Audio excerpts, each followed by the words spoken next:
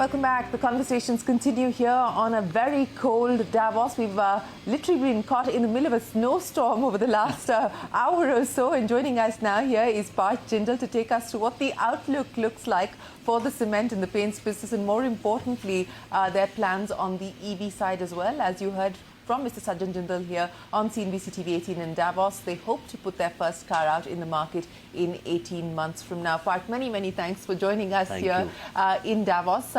Let's start by talking to you about the outlook as far as cement is concerned. In terms of demand and consumption, what's the story looking like at this point in time? Because there has been some softness. Yeah, no, it's been a very tough year, I would say. The first 9 months of the year, due to, I guess, the general elections and a lot of state elections and the change of, ministries and all, the infrastructure spending that was supposed to happen has not happened. Government had allocated 11 lakh crores for infrastructure, and as per November end, only 46% of that had been spent. So we do think that the government is going to try and make up in the fourth quarter. But even then, it's going to be well short of the 11 lakh crores. Now, with everything having settled down, we are seeing the demand coming back to normal. December as a month was strong, and we do believe fourth quarter will be strong from a demand point of view.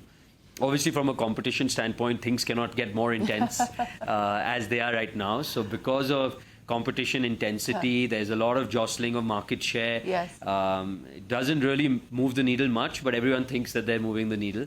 And that's keeping prices at a very subdued levels. Let's talk about competition, and let's also talk about consolidation. Don't you want to be a part of any of the deal making that's going on? No, of course. I mean, we were in the race for Wholesome. Yes. We tried very hard, and it went somewhere else. But for our company, which is a relatively young company, we've just got the approval to IPO the business. We are, I would say, the 9th or 10th largest cement player in the country at around 21 million tons now. I think the trade-off is buying versus building. And, because of the competition intensity, people are paying a very high price or I would say, more than replacement cost for acquisitions. And also in some geographies which are not really value accretive. If you look at South, it's already oversupplied and there's been so much consolidation and there's more going to happen. So we as a company want to become a pan-India player.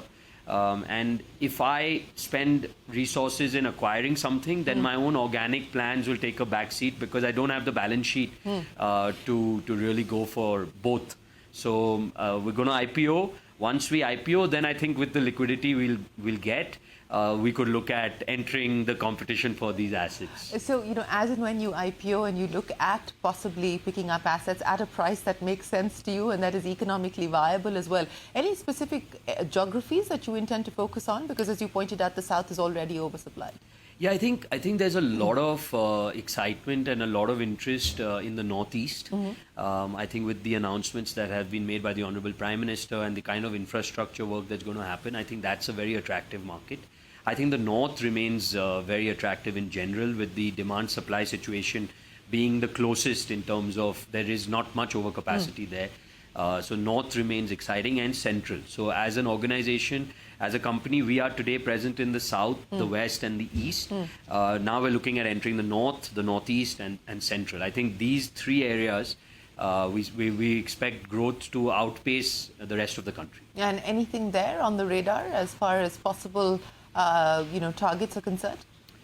I'm not sure. I think we all saw the news with Star Cement and what's happening there. There are some other companies in the Northeast as well, I think, looking at solutions. In the North, I think everyone is doing really well. So unless you overpay, you're not going to get something. So I think you have to build. And there could be some residual assets of JP available. There could be others as well. So in Central. So we are studying everything, and as soon as our IPO is done, we'll look at that. So let's talk about the IPO. What's the debt at this point in time as you move forward with hitting the market? We are at about 4,000 crores of net debt as a company, and once we IPO, some of the proceeds will go towards paring down the debt, but most of the proceeds are going towards our greenfield project in Rajasthan, where we're building a 5 million ton plant in Nagaur. where work has already begun. Okay, so what will that 21 million tons be over the next few years, since you are talking about betting on building yourself? Yeah, so over the next 3 years, we have a plan to get to 40 million, and then after that to get to 60. So currently, with the limestone mines and deposits that we have acquired through the e-auction process and all the brownfield and greenfield sites that we have in place, we have a roadmap to get to 60 million. The ambition is to be a 100 million ton player, but that's more medium term. And in order to go from 60 to 100, we will need to look at inorganic opportunities as well. So 260, you'll be able to do it by yourself? Yes. Organically? Organically. And 60 to 100 is when you will possibly look at inorganic opportunities as and when they present themselves at the right price? Absolutely. No, I think during the journey of going from 20 to 60, we can get to 60 on our own. But during that journey, I'm sure some inorganic opportunities will come up. And then we will have to, take that on and pause a little bit of our organic plans. Unless the balance sheet can support both, then we'll do both. You talked about prices. Mr. Gadkari is back again making his comments as far as cement cartelization is concerned. He's been saying this for the last several years now, in fact, going back at least a few years. How do you respond to the charge that there is cartelization within the cement sector? And this is something that the Competition Commission has not just looked at, but has also delivered a verdict on previously. So I can't comment on what's happened in the past, but right now I can tell you that the cement industry has been given a very bad image for no reason. If you look at the CAGR of price growth in the Indian cement industry over the last 10 years, it's less than 1%. In fact, cement is cheaper in India than potatoes are, right? And I think we need to ask the question as to why this image is there. When large companies are making losses in the cement industry. You look at India Cement, just announced a loss. You look at Nuvoco, they've just announced a loss. Profitability is at an all-time low. EBITDA margins are at an all-time low. And competition intensity is at an all-time high. So I really don't understand these comments that are coming in for cement. Steel as well. I saw the comment on steel as well. Yeah. And you've spoken to my father. We are talking to the government on dumping, safeguard duties.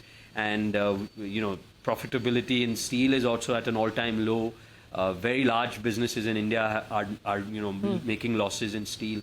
So I think there is some sort of a misconception here. And I can say it, very confidently and with a lot of sincerity that there is absolutely no truth in these claims. Well, the government will perhaps go back again to the CCI, and I understand that the CCI is currently also looking at a previous complaint. But as I pointed out, this is not something new that Mr. Gadkari said. But, given what you said, that competition at an all-time high, profitability at an all-time low at this point in time, how does that then back up the kind of expansion plans that you have?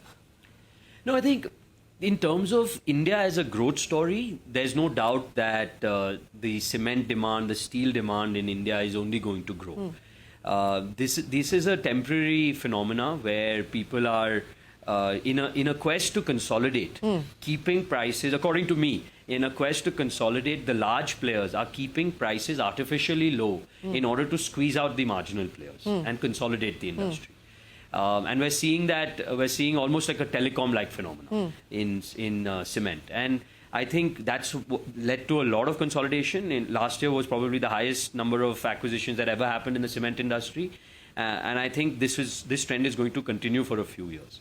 Now, when you come to expansion, I think if you look at this year would be an aberration where cement demand would grow at maybe 3 to 4% for the whole year. But we expect cement demand to grow in lockstep with GDP growth and maybe slightly faster than that. So we're looking at 7 to 8% growth in cement in the medium term. And that means about 35 to 50 million tons of incremental cement demand is going to be coming every single year. And the other thing is, if you want to remain relevant in cement, you've got to have at least a 10% market share. Otherwise, there's going to be a threat of consolidation even on your company. So if I don't get there, I'm a very big target for the bigger guys. So I think it's a balance that one needs to create. And also, if you look at our expansion plans, we are expanding only in those geographies where we're seeing a supply-demand equilibrium. And we're seeing that, we can enter that space. Now, if I were to add more capacity in the south or more capacity in the east, I think that's not really required because there is an excess capacity. But in markets like central, north, northeast, if you expand there, I think it'll get consumed. So what is the current market share, even though that you said that the needle isn't moving too much at this point in time, even with all the competitive intensity, but what is your current market share? Oh, it's very small. We would be about 3.5% on a pan-India level. So if Indian cement demand, we would be about 3.5%, and our ambition is to get to 10%, and that's going to be happening over the next few years. 5? By 2030, we should be 10%. By 2030 is the expectation. Let's also talk about the paints business then. Similar story, I would imagine, that's playing out for cement is also impacting the paint sector today. Where do you stand on that front? Because again, that's also gotten fiercely competitive.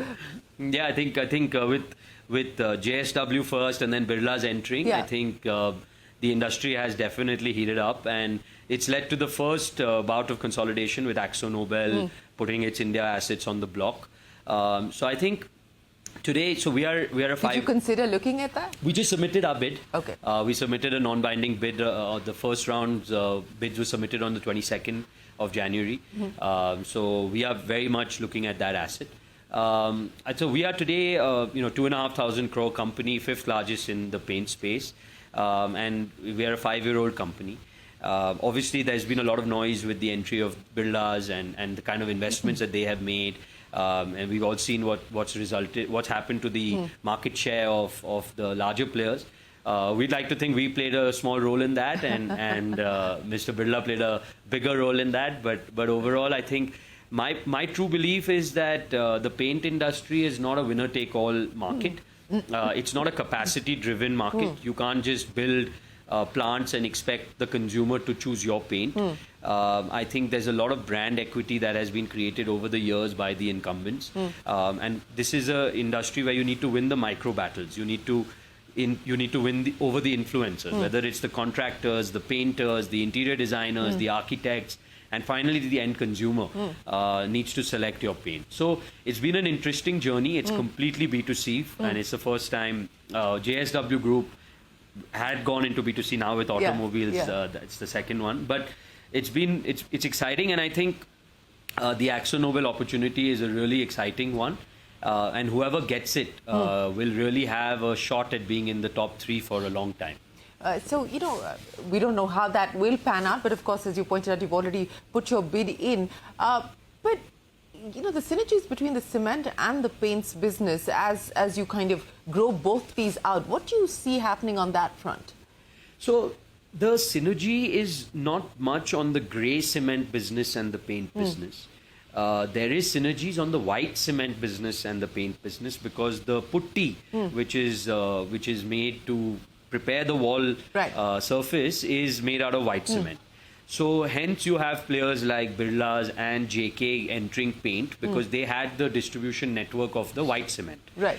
They being the largest players. Now you have Asian Paints entering white cement. You have JSW entering white cement as well, more as a defense mechanism to protect our network. So I don't see much of a synergy from a network point of view for our cement and paint business. However, from a real estate point of view, from a B2B point of view, today we are selling our steel, our cement, our paint as one offering to all the large contractors and large real estate players. That's resulted in a lot of success for the group, because we can offer it as one suite. And if they do a certain volume, if they do a certain value, they get a discount on the whole basket of products. And we heard a lot from our real estate players that, dealing with separate companies is such a pain. Why can't you just be creating a one-stop shop solution? We've also launched JSW One in order to offer this online. So this is helping us grow faster than the market. Coming back to valuations, is it a much more reasonable race in the paint side of the business as opposed to the cement side of the business, since you're looking at Akzo Nobel today? So I think the thing with paint is valuations have definitely gone off their highs. What they were when I started this company and what they are today, they've almost halved in terms of value. The second thing is it's a very similar story to the Wholesome story. That kind of asset is never going to be available again in this country. Yeah. It's a generational asset. Yeah. It's going to take me 18 years from the time I started JSW Cement to build 60 million tons of capacity if everything goes well. Yeah. And that was a 70 million ton asset which got sold. Similarly with Akzo Nobel, it's taken me 5 years to get to 2,500 crores. It'll probably take me another 2 years to get to 4,000 crores. So it's taken 7 years to get to 4,000, and you can buy something which is 4,000 overnight. So it's that type of asset, and hence I do think is going to be fiercely competed for. We will again look at value versus buying versus building, but having lost out on Wholesome. Are you willing to take a bigger bite? Do you have more risk appetite this time around? I think there's no choice. If JSW and the ambitions we've shown that we want to be a top 3 player in whichever sector we play in, if I have to do that, then I have to give it everything that I've got for Akzo. How will you fund it? It's going to be a mix of the family investing, and private equity. And you've tied up the private equity already? Yeah, we have interest from a few players, but we are still in discussions. We've put in our bid at JSW Paints. Once we know that things are progressing, we'll Is there any indication of the timeline? I would assume it will happen within the first half of this calendar year. Okay, first half of 2025. Let's talk about the new B2C business, and which is the automobile business. And, I was speaking with your father, and he said in 18 months, that's the target, that you hope to have the car on Indian roads. But the technology partner, I am given to understand that you're talking to Chinese players at this point in time. How close are you to be able to close those conversations and actually result in a deal? I think it's almost at the verge of finalization. I would like to say that within this quarter, the announcements will be made on who the technology partner is, what kind of agreement it is. And it is Chinese? It is a Chinese global player who has successfully demonstrated in China and as well as abroad. So there will be bits and pieces coming from China, bits and pieces coming from their global alliances. And that's the way we've structured it, and that's the way they've also wanted to structure it. We have a different partner for the passenger vehicle segment and a different partner for the bus and truck segment. The bus and truck segment is a little bit further along, and I would expect a JSW bus and a JSW truck to be on the roads in 15 months. Okay. And the passenger vehicle... In 15 months? In 15 months, yeah. And the passenger vehicle one, which my father mentioned, 18 months, I think... He gives us all very good targets, but I think it will probably take longer. I think 2027 is 2027 is when we'll first have a JSW car on the road. Okay, so that's interesting that we'll probably see a bus from the JSW stable on the electric side in the next 15 months, as you point out. But the agreement that you have potentially with this Chinese player, global Chinese player, no equity involvement, or will there be some equity involvement? No equity involvement. The only equity partner for us will be Shanghai Auto in MG. This is a pure licensing and royalty deal. Okay, so as you look at some very large businesses that you're managing at this point in time, and there's a lot of room for you potentially to grow, but it's also fiercely competitive. What's the big constraint that you're faced with? What is the big challenge that you deal with? I think building the organizations, building the teams in order to scale is definitely something that we spend a lot of time on, because we have ambitious plans across all our businesses, whether it's steel, whether it's energy, whether it's infrastructure, cement, paint, automobile. We are also entering new ventures. We're looking at getting into the copper side as well. We're looking at real estate. My sister's driving that.